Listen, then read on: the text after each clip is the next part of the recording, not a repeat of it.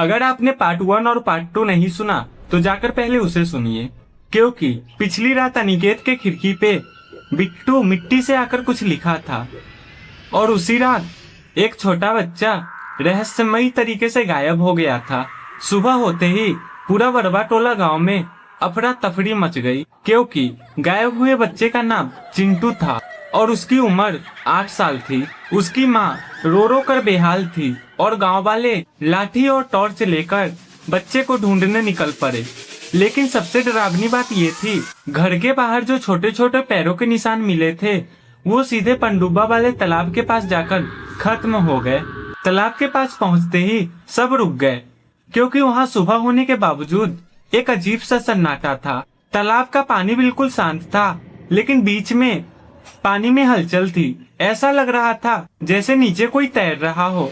तभी रामचरण काका धीरे से बोले, मैंने कहा था ना वो फिर किसी को ले जाएगा।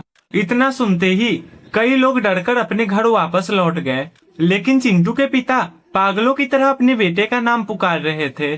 तभी अचानक तालाब के बीचों बीच पानी का बुलबुला उठने लगा। सब लोग डरकर पीछे हट गए और अगले ही पल पानी के ऊपर एक छोटा हाथ दिखाई दिया। चिंटू के पिता उसी टाइम पानी में कूद गए और कुछ सेकंड बाद वो चिंटू को लेकर बाहर आए। बच्चा बेहोश था, लेकिन अजीब बात तो ये थी कि चिंटू के शरीर पर भी एक बूंद पानी नहीं थी।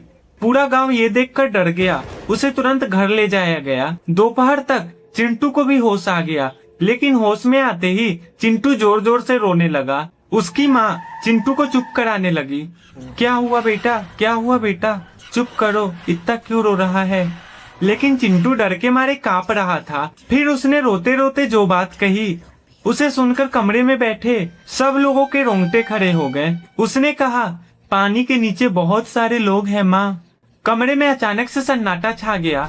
उसने कांपती हुई आवाज में बोला, पानी के नीचे एक बूढ़ा बाबा बैठा था और उसके आसपास बहुत सारे लोग थे और सबकी आंखें सफेद थी। इतना बोलते ही वो फिर जोर जोर से रोने लगा। उस दिन के बाद गांव में शाम होते ही कोई भी बच्चा घर से बाहर नहीं निकलता। लेकिन असली डर तो अभी बाकी था।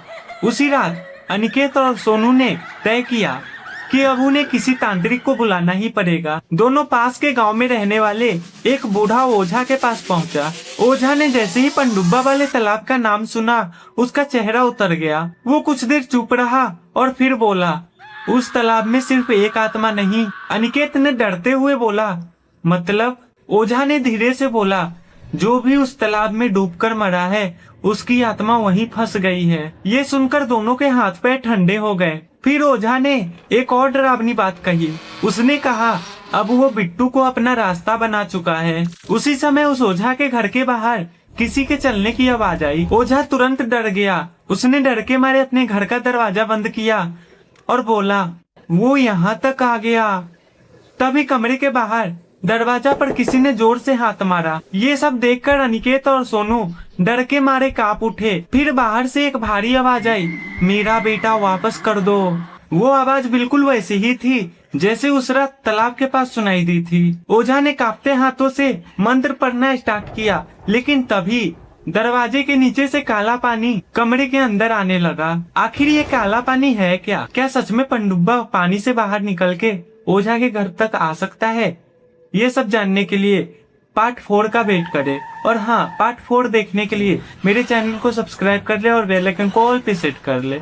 और सबसे इम्पोर्टेंट बात, अगर आपको ये वीडियो अच्छा लगा हो तो इस वीडियो पे एक प्यारा सा कमेंट करें और हाँ, लाइक शेयर करना बिल्कुल भी ना भूले दोस्तों। तो चलिए विदा लेते हैं आप लोगों।